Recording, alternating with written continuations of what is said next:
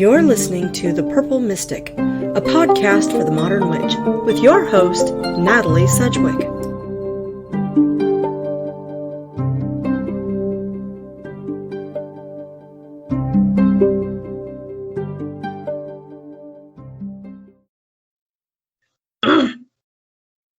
Welcome back to the Purple Mystic podcast for the modern witch. My name is Natalie, and I am talking today with Morgan Daimler. Good evening, Morgan. Thank you for joining me today, and let's try this again. This is like take 3. Yep, third time's the charm. Thank you very much for having me. I'm excited to be here. Okay. Well, one of the things that we were discussing rather wonderfully until I realized that it stopped recording again is that you are a writer for Moon Books, and you have contributed significantly to their Pagan Portals series of books. So let's pick up from there and we'll go back again. Yep. I started writing for Moon right around 2013, I think it was. I have written quite a few books for them. I've written, I think it's 9 or 10 now for the Pagan Portal series. I'm really fond of that series. The premise of it is they're short introductory books. They're usually about 80 to 100 pages, and they're focused on giving people a really good basic understanding and grounding in different topics. And of course, I primarily end up writing about Irish mythology and sometimes fairy folklore. Right. And we had started discussing the Pagan Portal book that first introduced me to your works was the Morrigan, Meeting the Great Queen series, which I think they have a few in that particular line. But yours was the Morrigan, whom I have really felt an affinity for. And one of the things I like working with her, I feel called by her. She's around me. And I felt that she was always around me. I just didn't know it, especially when I was younger. And your book was one of the books that I was gifted. My husband bought it for me for my birthday. And because I guess he was doing some research on herself and came across your book. So he got it for me. Actually, funny story, he bought me this book twice. And I ended up gifting it to a friend because I enjoyed it so much. And my friend was asking for information about the Morgan. And I was like, you know what? I have a couple of great books, because he bought me your book and he bought me Stephanie Woodfield's book as well. And he bought both of them for me twice. So I was like, well, I could keep one copy at the house and one at my office. And then I was like, oh, well, I'll gift this one to a friend because he was asking about her specifically. So, and one of the things that I really appreciated about your book was how you kind of talked about your relationship. This book very much kind of talks about how you kind of came to understand her. And it's very well researched, which is difficult to do because there's not a lot of research about her out there that's solid sources, if you know what I mean. Yeah, there's a lot of misinformation that's out there. There's a lot of misinformation out there about a lot of topics, but I'm not sure we want to bring the other one up. Yeah, that's true. That's true. When I wrote the first book, I actually just had a second one come out called Raven Goddess, which is sort of continuing the Morrigan material and Pagan Portals, so to speak. But when I wrote the first one, We'll have to put that one down too. Yeah. When I wrote the first one, my thought was at the time, because this would have been 2013, 2014, right around then, there really wasn't too much out on the market. There's a little bit more now about her. She's gained a bit in popularity. I think Stephanie's book was the only thing that was kind of out there. And I wanted to write something just to be that basic introduction, to kind of, show people who she was and who these other goddesses who were kind of related and connected to her and sometimes confused with her, who they were, and talk a little about my experience with her and how other people, in my opinion anyway, could start to connect to her.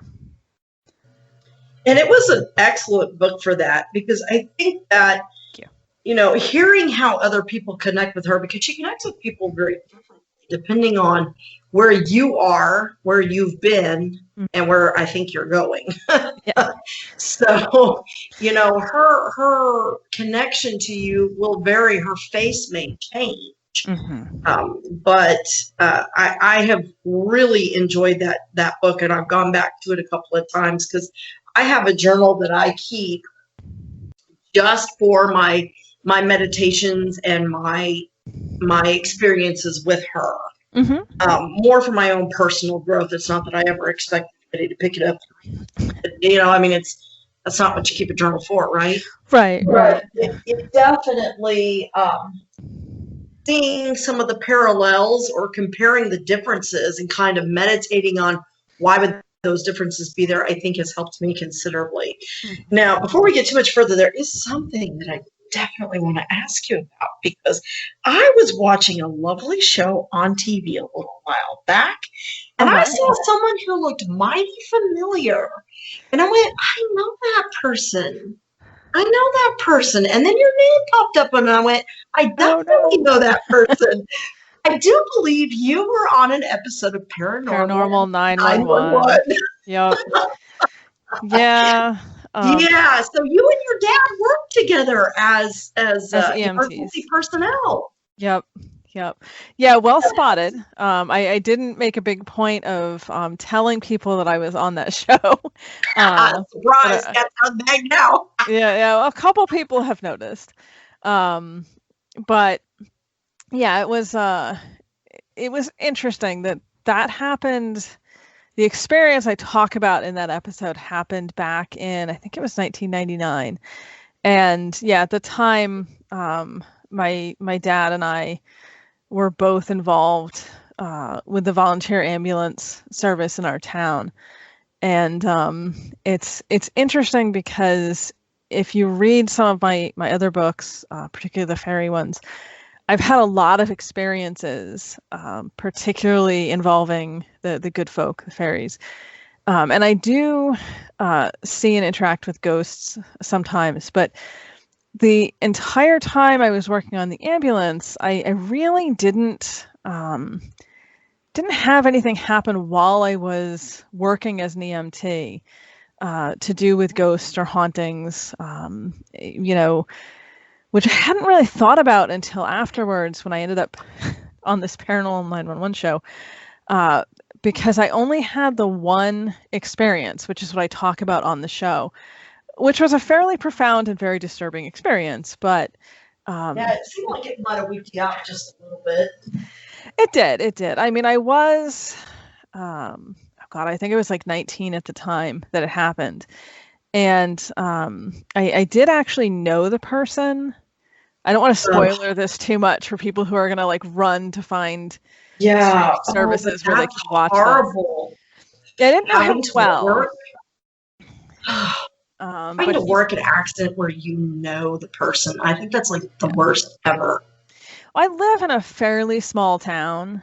I live in a fairly small town adjacent to a slightly larger small town. So particularly back then, it was kind of one of those, like, if you moved within a certain like social group, then everybody knows everybody. Right. It's very much that way still where I live here. In North Texas, although it is growing. My husband grew up in a small town about 15 minutes north of where we live that used to be a podunk spot in the town where Bonnie and Clyde would often travel through on their way up to Oklahoma. Yep. So I know exactly what you mean, because around here everybody knows everybody. Even to the town that's to our west, Denton, it's about 20 miles to the west of us, but even still, everybody knows everybody from the area. So I know exactly what you mean. I mean, to kind of like just paint a picture for everyone who lives in larger towns or cities that's not following what we're saying here. My neighbors across the street are my grandmother's cousins' relatives. And my mailman is the father-in-law of a kid I grew up babysitting. So, like, we don't even have 6 degrees of separation here. We have, like, 2 degrees. Yeah. Like, everybody either went to school with everyone else or has heard of everybody else. Yeah. So that was your first experience with paranormal. Were you pagan at that point, or were you? Oh, yeah. It wasn't my first experience with the paranormal. It was the only thing that ever happened with ghosts when I was an EMT. Gotcha. Okay. Yeah, I became pagan when I was about 11 or 12. Back in the early 90s when dinosaurs still walked the earth and everything was in black and white. We had dial-up. I graduated high school even have dial-up. So I know exactly what you mean. Yeah. I was trying to rode T-Rexes to school. Yeah, I was trying to make a joke that we had dial-up, and I realized, no, actually, we didn't even have dial-up. No, we didn't. Before dial-up. That is, in fact, the ancient. We were still doing Telnet for our mud gaming, for those that know what that is at all. Yep. No, I'm making myself feel old here. It's wonderful. I think more gray hair just. Thank God I have an appointment this weekend. Yeah. Okay. It was the early 90s, and we have a small shopping mall a couple towns over, and they had a small bookstore at the time. I think it was Walden Books, and they had they had literally. That just brought back a flood of memories. So it's good. I'm inflicting this on everyone listening to this now. Just weekend trips to Walden's. They got so much of my parents' money. Oh yeah. Oh, Walden Books got all my babysitting money when I was growing up. And they had their 2 shelves of occult books, which was like half of it was astrology. And then they had like a handful of actual witchcraft books. And then they had a lot of sort of weird. Kind of occult. The closest I got to that section was there was a series of books back then called the Dark Forces books. Okay. And they were novels that were, they weren't related. It wasn't like a serial group. It was just writers writing about like demonic possession kinds of situations and things like that. I got very involved in that, reading that series of books, but my mother would never let me ever touch anything closely related to witchcraft. You know, I had a set of tarot cards I was gifted at the age of 11, and I somehow knew to hide them from her. Mm-hmm. So one day my dad was doing some work on the heating system in the house, and he found them in the grate of the vent, and my mom promptly burned them. Oh, I did not have another set until about 7 years ago. Yeah, that's painful. Yeah, it was. I was very, very upset. But you know, she never did explain to me why she thought it was bad. Yeah. You know, but yeah, I couldn't even go near that. So you can bet things are just peachy between us now. Yeah, I was a little luckier. I was raised. I refer to it as secular agnostic, but basically with no formal religion is what it came down to. So when I got interested in spirituality, my parents would just sort of encourage me.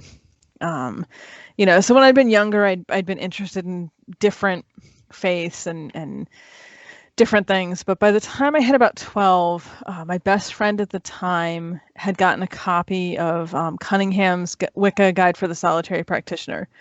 Yes, which is like that in the library. Yep, the gateway book to paganism. Yeah. Well, for me, it was Big Blue. Well, yeah, I got there too eventually. I started with Cunningham, and then of the few books that you could get at the Walden Books here, Big Blue was one, Uncle Bucky's Big Blue book.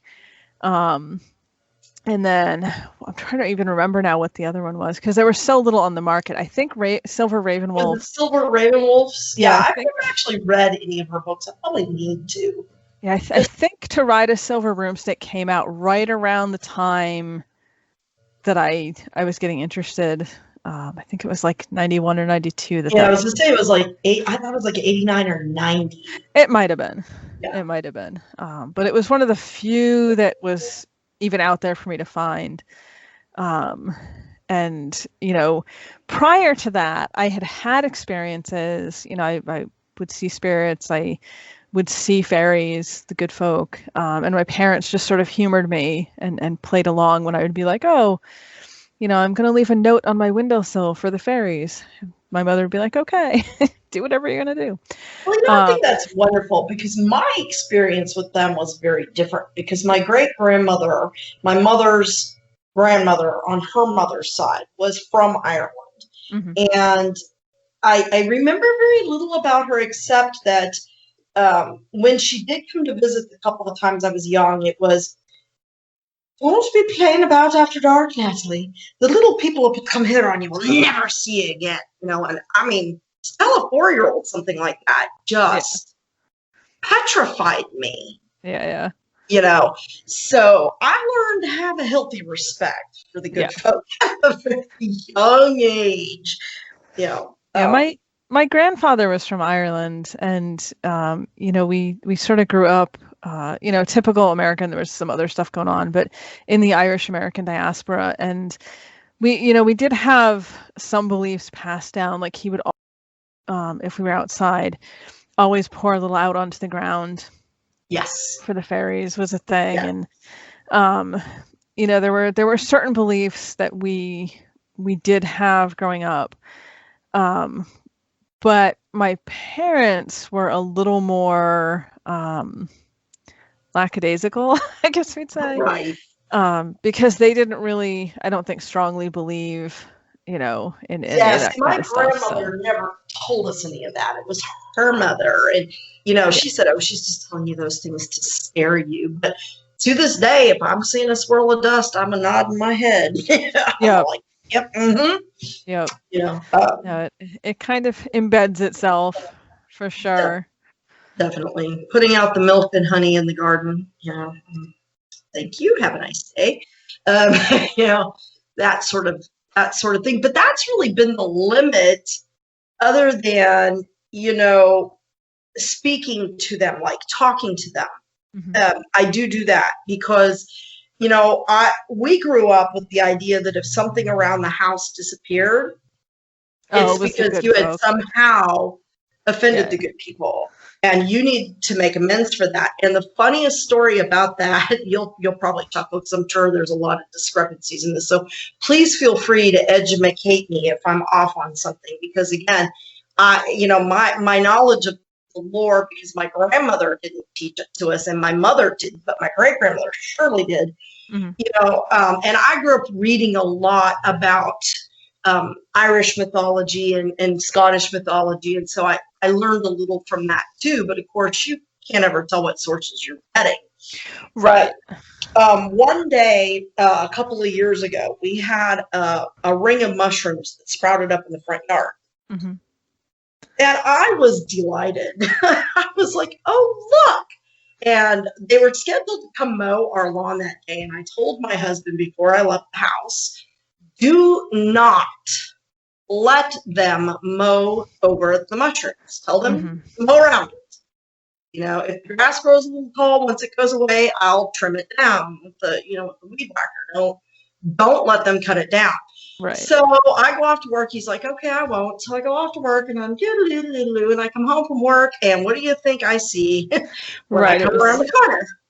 And my heart stopped. Literally, I was like, "Oh my God!" I go rushing in the house. "What have you done?"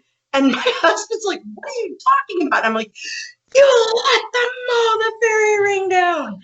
They're going to be mad at us now." And he's like, "What are you talking about?" I was like, "Oh, the good folk. Oh my gosh, the little people. They're going to think they're not welcome here. What have you done?" And he's like, "Oh, don't be ridiculous. But I'm telling you, things started to disappear around the house." Yeah. Particularly his things. A set of keys for the office. He lost the remote for the bedroom. And here's the thing. The remote for the bedroom always sat on a chair that was his mother's. It was one of those funky chairs that you can motorize that pushes you up and out of it. Yep. And he would keep a sheet on this chair because our dog at the time liked to sit in the chair, and he didn't want her hair on. So he's looking all over for this remote. And I'm like, it's got to be on the chair because it's not under the bed. It's not under the mattress. It's not behind. I mean, we looked everywhere.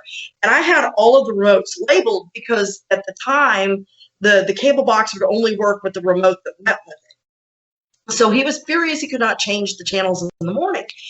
So, we're tearing this chair apart. We opened it up all the way, stuck our hands down in there. He took the sheet off and threw it in the dirty clothes. And we're all, looking all through it with flashlights and nothing. And I'm like, I told you not to let them mow that down. Mm-hmm. So he closes up the chair and he goes and gets a clean sheet. He puts it on there and he says, you better get a handle on your friends. And I said, you're the one that made them feel unwelcome here.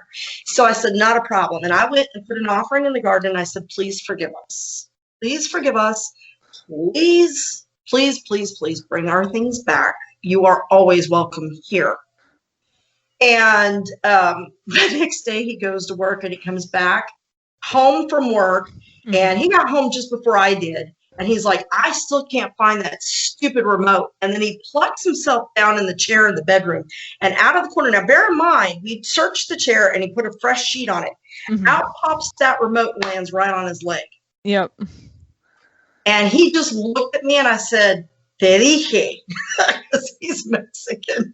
So I was like, dije, I told you so. I have been like hysterical since that day that I have done something deeply to offend them. I mean, you definitely, there's definitely a lot of reason for caution. I get super nervous on social media when I see some of the things that people will post where I'm just like, oh, this is such a terrible idea. I'll share a little bit of a story, slightly more dramatic. So brace yourself. So I'm ready. Got a hold of the chair. It is a husband story. That's what made me think of it. So we have a fairy tree in our yard, which is kind of a long story in and of itself, but it is what it is. The tree kind of has a lot of personality and it's their tree and we generally respect that. But my husband, one day when he was doing yard work, got a little too close with the weed whacker and took a chunk out of the bark of the tree. So he came inside right away and was like, I know this is not a good thing. What should I do? And I'm like, well, he acknowledged it. Right. And I'm like, well, you need to go make an offering, like take some honey or some milk or, and go apologize basically. And he's like, well, I still have to finish up the yard. I'll do it when I'm done. So he went out, he went back to the yard work. I started getting worried. Mm-hmm. So I got some stuff and went out and made an offering myself. And we had like a classic, like I Love Lucy misunderstanding where he saw me going out with the stuff. And thought he didn't have to. Right. And making the offering and figured, oh, okay, it's taken care of. Don't have to worry about it. So later on when I said to him, like, is everything all set? Meaning like, did you do the thing? But I was, a little vague in how I said it. He's like, oh yeah, it should be okay. And so I was like, okay. And I still had a bad feeling about it, but I'm like, well, we'll say it'll be okay. And it was a few days later. Our youngest child was, I want to say like 7 or 8 months old at the time. So I was up fairly early in the morning with the baby. And I'm sitting in the living room and you hear this god awful crash. And I'm like, well, that can't be good. Yeah. Things are not good. Right. So I get the baby and we go to look. And basically, there was an oak tree. There is an oak tree on the side of our driveway. It's actually our neighbor's tree, but it's on the side of our driveway. And a limb from the tree had broken off and come down and impaled his car. Thank God he was not in it. That's what I said. Like, well, at least the offerings did something because he was not in it at the time. But it literally was like a spear. It just went through the car, clearly totaled the car. And I was like, well, I guess that's what they have to say about their tree being damaged. And again, Thankfully, he wasn't in the car when it happened. Right, but I certainly hope he got himself out there with some milk and honey and made it himself.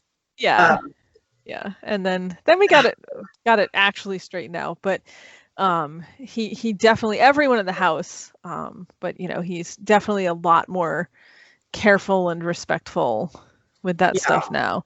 Yeah, whenever things would disappear in the house as a kid, my mom would just speak to them. Would you mind please bringing our things back?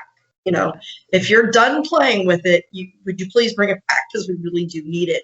And you know what? They would turn up. Yeah. So, my mom must have some level of belief, but she didn't directly, it was more by example, I guess would be a good way of putting it. Yeah. But people, those beliefs tend to stick with you.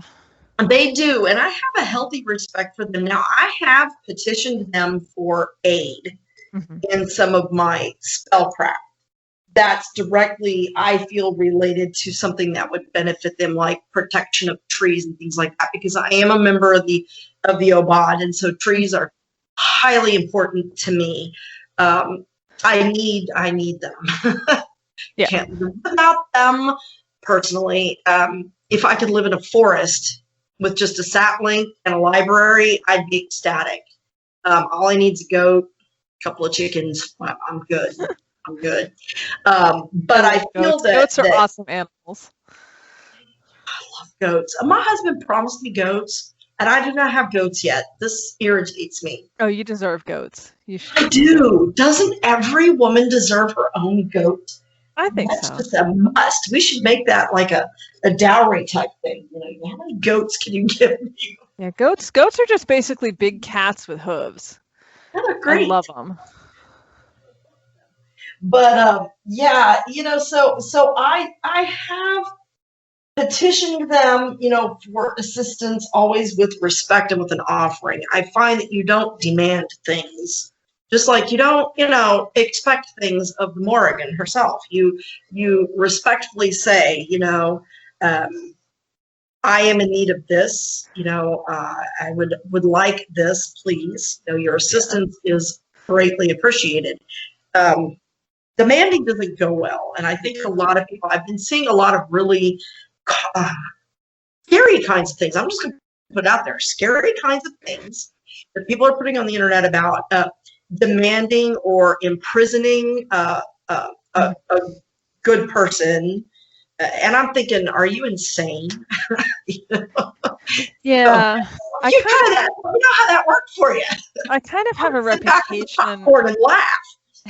I kind of have a reputation on social media, I think, for being a little overly cautious with the good folk, or like prone to telling people like that's a really terrible idea. Can you be overly cautious? I don't think people understand what they're working with. Well, and that's kind of the thing. That's sort of where I'm coming from. Like in my own life, I do engage with them, and I do have a practice that's really just centered on them. And I refer to myself as a priestess of the Maha, the good people.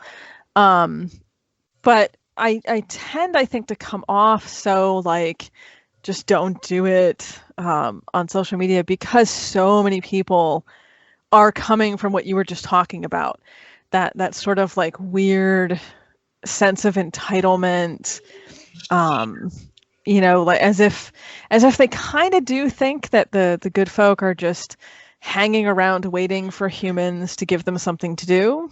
Right. It's kind of like a Darby O'Gill perspective of things. Right. You can't just go out and catch one and keep them in a rabbit sack till you get your 3 wishes. It doesn't work that way. No. Definitely not.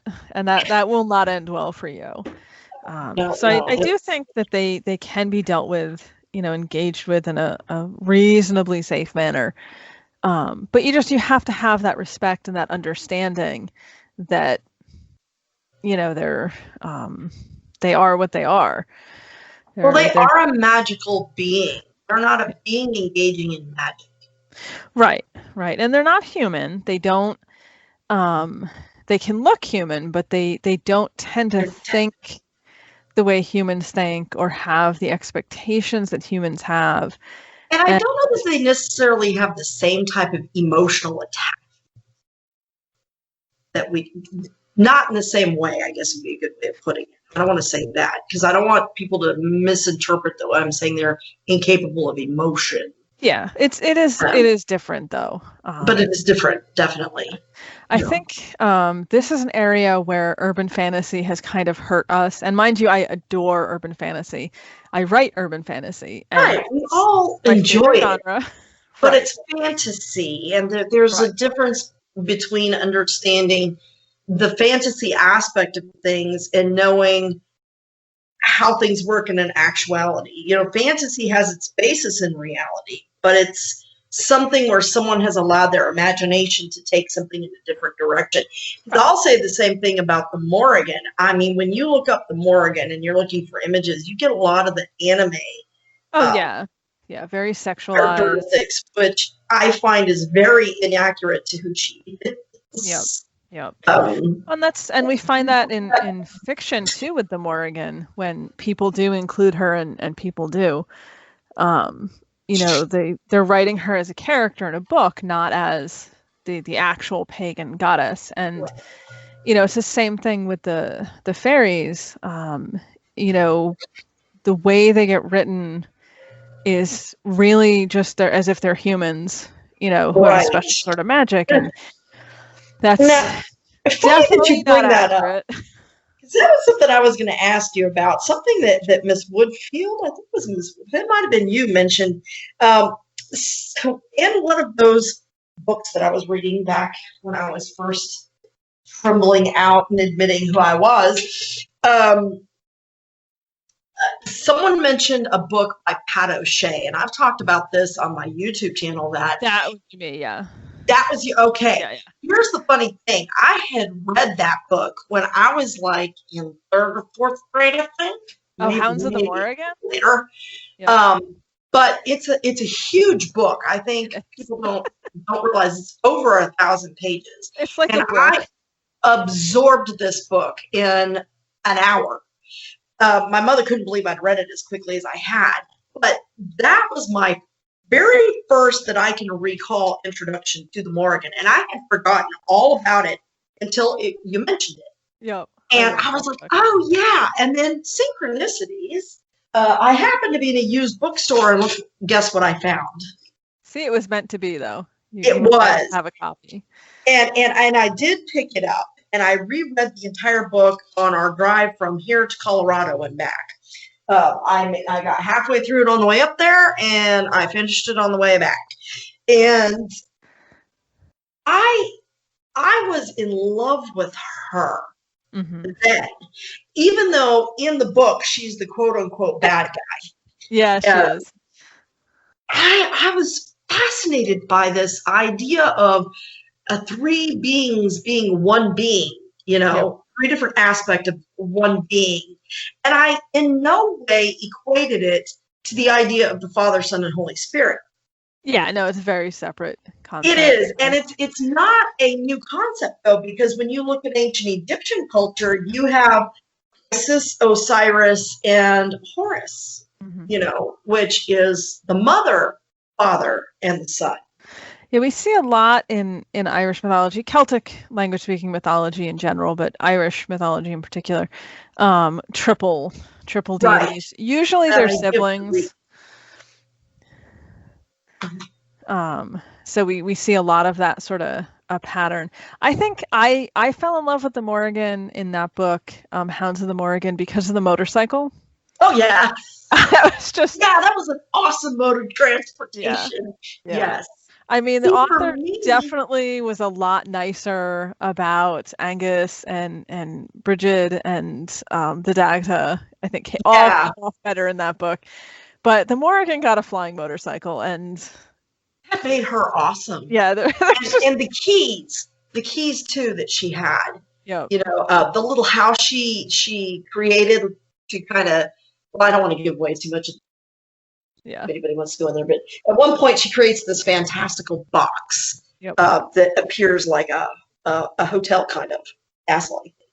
You know, the imagery in that book was actually beautifully done.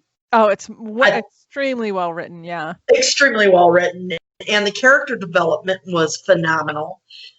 It's an exciting story for a child to read because the children are the heroes of the book, which was something that was new to me at the time. But my fascination with her never waned. I was like, I remember that book. Boy, did I like her, you know? Yep. And so, you know, that kind of came out. And then the very next day, I was working at a day hab around the corner from my office. And I came out from the day hab with one of the day hab workers, and my car was completely covered in blackbirds. And nobody else's but mine. They were on it, all over it, underneath it, around it. And he just turned and looked at me and goes, boy, they really like you, don't they? And I just smiled and said, yes, they do. Yep. But I was so happy to see that book mentioned because I think that book encapsulates a lot of who she is if you take out the negative, the fact that she's the villain. Yeah. If you just look at, you know, her, I think, I'm trying to remember if the aspect of her being the watcher in is brought up in that. I thought it was. I haven't read it now in a little bit. I should say I haven't reread it now in a little bit. I mostly remember that she definitely is the we'd say the villain in the book, right. The antagonist, she and her sisters, but she's so well written, and her personality, you know, she doesn't come across as evil. She comes across, to me anyway, as kind of like no nonsense. Yes, that's exactly the way she came across to me. I mean, she's only trying to gain back what's rightfully hers. Right. You know, and they imply that something very bad is going to happen if she finds her blood on, you know, the stone with her blood. But they don't say what that is. Like, what's her ultimate plan? Like, she's not trying to take over the world, you know. The implication to me was always that they did not want her to have her full power. That was what I got. Yeah. And that bothered me as a young girl because it gave me a subtle kind of, it's kind of like the same thing with Bell, Book, and Candle. I love Jimmy Stewart, and Bell, Book, and Candle is one of my favorite movies. The Kim Novak movie. But it ever bothered me that she had to give up her power in order to get the man's love that she wanted. And my husband said, well, he's giving up his freedom. I said, well, so is she. So she has to give up her freedom and her power? How is that fair? And, you know, he just kind of looked at me and he's like, oh, stop it. And he walked away. And I was like, but it's true. And it was the same thing with Bewitched. Darren is always trying to get Samantha to be something she is not. Yeah. And it always comes out of fear, in my opinion. Yeah, no, there's definitely, we could probably have an entire long discussion about female disempowerment in modern media. I'm sure we could. Yeah, but I think, you know, you're making an excellent point here in the parallel that we see with magical women having to give up or lose their power. Even Maleficent in the movie, as horrible as that scene is, I'm not going to spoiler it for people who haven't seen the movie, but you know, it was literally her having her power taken away. And then she has to kind of fight to get it back. Right, which seems so terribly unfair. Yeah, but it's definitely a theme across media that if you're powerful and magical and female, then there's got to be something to fix that, you know, and fix that negative patriarchal sense of like, take it away. It's funny you bring up Maleficent because that was something I always brought up to my mother as a little girl. If you watch the Disney show, the original movie of Sleeping Beauty, which used to be my favorite Disney movie until Belle popped around. I always liked the dragon. Yes, the dragon got me. But what really got me was when she shows up at basically the blessing ceremony, where the child is being bestowed with these mystical gifts. And one, the size of the fairies in there, you know, they're very small women. Yeah. Matronly. Yeah. Not very attractive. The good fairies. That bothered me. That always innately bothered me. But it also bothered me that when she greets the king and queen, she greets the queen when she says, well, and you're not offended? And she says, oh, no, your majesty. calls the queen Your Majesty, but she addresses Stefan by his first name. Yeah. And this was a fact that my mom totally missed in the movie until I brought it up to her as a child. And I said, well, she calls him by his first name. What's the backstory? My mom's like, what do you mean, what's the backstory? I said, what's going on? What's going on? And I said, there has to be more to the story. Why is she mad at King Stefan? Yeah. Obviously, they know each other. My mom's like, shut up. You know, and she's like, stop asking me questions. You know, I think Disney did a good job with it. He did. But the thing is, I knew there had to be more to the story than what we were being told in the original because of that fact. I'm like, well, what did he do that upset her? And my mom was like, well, you know, nothing, Natalie. Like, must have done something because clearly they know each other. He called him by his first name. She didn't say Your Highness, but she calls the Queen Your Majesty. Yeah. You know, so that whole scene is really interesting, even from a wider perspective. You know, getting into fairy lore, there's a lot of versions of that story pre-Disney, and a lot of them basically comes down to, you know, the king and queen kind of knew that they were offending that last fairy. The 13th fairy is how it is in the original, several of the original stories. And, you know, sometimes it's that they only had, you know, 12 gold cups and plates and they didn't have 13. So either they give her a plate that's not as nice as everyone else's, or that's why they don't invite her. But, you know, they kind of knew from the beginning that they were going to have to choose someone to insult, is how it gets set up. Right. And, you know, getting back into this whole fairies are not human and have this whole different etiquette thing, just the etiquette of it, you know, because this is something that was being discussed on social media at one point about how not inviting her was actually a really enormous insult, because it was the sort of event where literally everyone in the kingdom would come. Right. You know, anyone of rank would have been there. So he had to know that was not going to go anywhere good. Exactly. And why would he choose the one who has the worst temper that would not be as willing to forgive? That's what fascinated me about that. I'm like, well, why didn't they invite her if they knew she was going to be offended? You know, it's an interesting kind of quandary to ponder. And you know, it's weird that I was pondering that kind of stuff as a kid. But I think that only speaks to what was already deep within me. That I wasn't allowed to express at a younger age. Because again, you know, I would ask my mom things and she would just be like, stop asking questions. Or, I don't know, you know.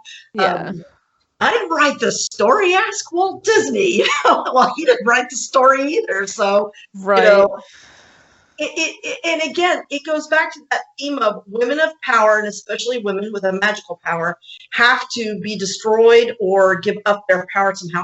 Even going back to Snow White, you know, but they always twist it as jealousy, you know, on behalf, like she was jealous she wasn't invited. She was jealous because her stepdaughter is more beautiful than her. You know, it's kind of interesting. Yeah, that is definitely a deep-seated pattern. Yeah, and that brings me to a topic of talking about the terminology around the idea of a dark goddess, because I really hate, it makes my eye twitch, having to explain to people that dark does not mean bad or evil.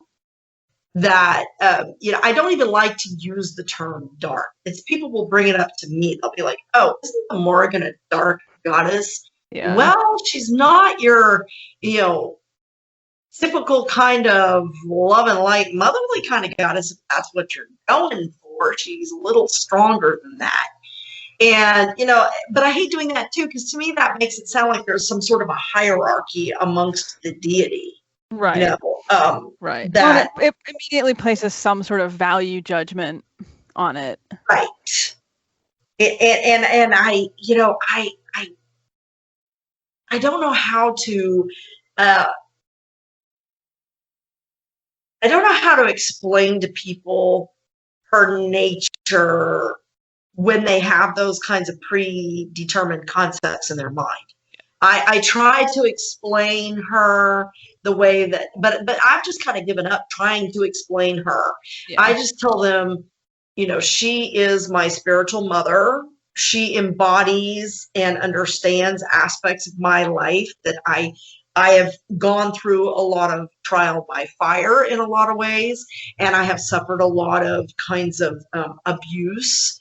And she has always been there to guide me through that, even when I didn't know it was her. Yeah. So I definitely think overall, the U.S. pagan community is getting a lot better about the Morrigan. I wrote my book, as I said, in the first one in 2013. Stephanie's came out, I think, the year or two before that. I know hers was out before mine. And really, up until right about that time, right about 2010-ish, going into there, there was a very weird but kind of pervasive thing in at least the communities I was familiar with, pagan communities I was familiar with, that the Morrigan was kind of off limits. Mm-hmm. That she was this super scary, like you can actually find in some of the books from the late 80s and 90s that list the different deities and that sort of thing. The ones that include her, you can find somewhere if you look up the Morrigan, it will literally just say like, do not engage. Like, yeah, actually, now that you mentioned that, you brought to mind, there was a book by McColeman and Hines, and it was Magic of the Celtic Gods and Goddesses. Yep. And yeah, I think that was one of the ones that they were like, don't, call on her. But what's funny is they talk about Maka, and she's just fine. But when you get to, in fact, I was trying to find what it says in here exactly about the Morrigan. Yeah, they were just like, yeah, you need to take caution and be careful. There's like one page dedicated to her.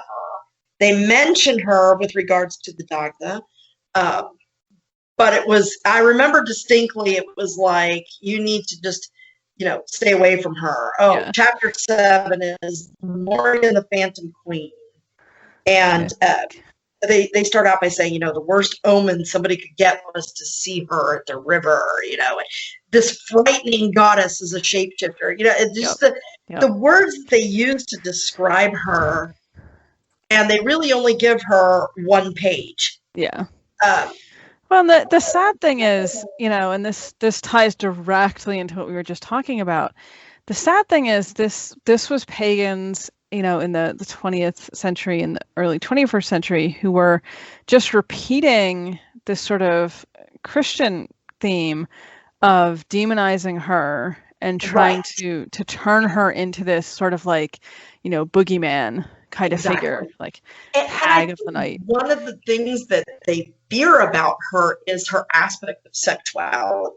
Is how dare a woman express herself in that way, or take any kind of power in that manner. I think we see that with pretty much all of the goddesses. Like, anytime you have any sort of sexuality in the mythology, it tends to, they either get very, very sexualized to an extreme, or it goes the other way. Right. They're quite pure. Right. Fladish is a good example because she's another Irish goddess. I'm very fond of her. She's super cool. And in the actual mythology, when you read her stories, she is she's a very sexual sort of goddess. There's a line in one myth that says something like it takes 7 men to satisfy her. And only 7. Oh. 7. And so she has this very strong sort of aspect to her, but in modern paganism, if you look in most books which are not heavily based on the actual mythology, she's become this sort of Diana figure. She's seen as a woodland goddess, and directly comparing her to literally a chaste virgin goddess from another culture, which is so strange to me. Right. I mean, why would you do that?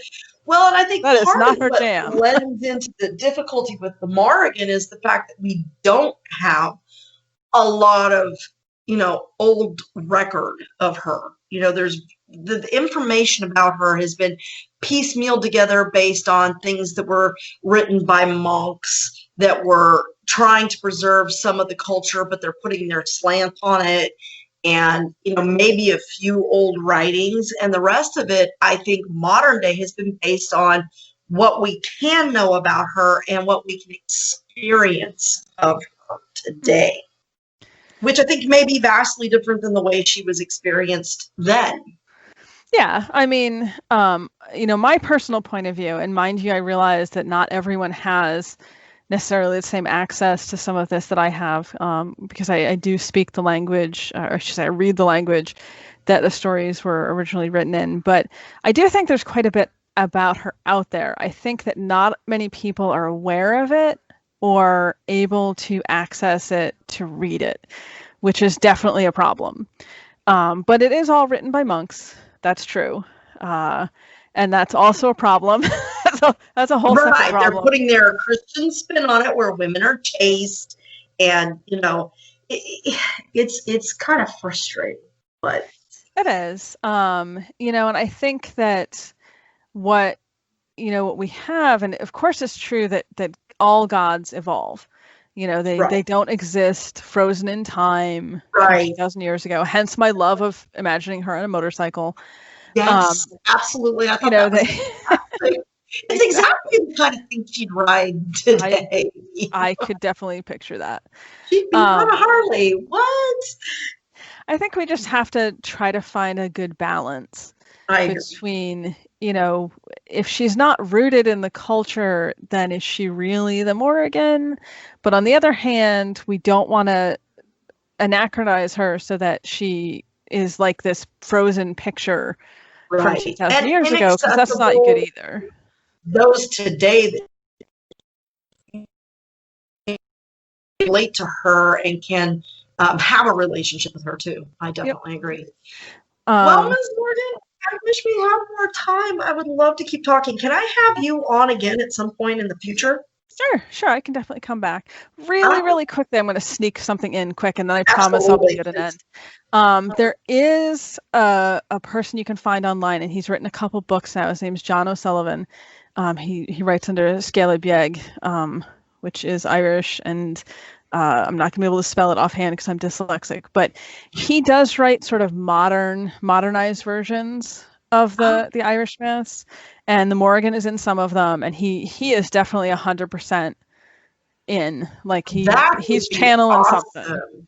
If you can find his name and just email that to me, I will add that into the description of this podcast, so that by the time people hear you, they will have that in the description. So you can click and look it up. If you have a link to his work or something, I'll put that in the description for this podcast so that our listeners can go ahead and check him out, because that would be just absolutely awesome. I was so thrilled when I did a video way back when I was first starting my YouTube, and I was still kind of on my learning, and I was trying to learn the Om, and that's tricky. But I kind of was only going off of one source that I had at the time, and this gentleman was so kind to send me information on the actual meanings, and he tried to help me with the pronunciations because my Gaelic sucks. But I am working on that. Yeah, it's just practice. You'll get it. And he was so helpful to me, and I can't think of his name now, but oh man, it was so helpful, the information he sent me. So I was glad he stumbled upon my video and lovingly corrected me. Because how else are you? I don't want to be one of those that disseminates false information or incorrect information. So I love it when people politely tell me, hey, you know what, you may be off base on this, so, it's actually this. That means so much to me. Oh, fabulous. I just got your message. And Yay. everyone's got to start somewhere. I mean, with foreign languages, even words in English, there are words that I've only ever read and I've never heard. So when I try to use them, sometimes the results are hilarious. And I can think of some points where I was talking to friends and I tried to fancy up the conversation with a word that I had only ever read and not heard out loud, and they all laughed because I just got it really wrong. So, that At least you definitely, can chuckle along with them. yeah, it happens to everyone, and when we're talking about foreign languages, you're definitely going to only have that magnified. So. Very good. Well, I really do, again, appreciate you coming on. So thank you so much for joining us. Oh, yeah, it was great to be here. It was really fun.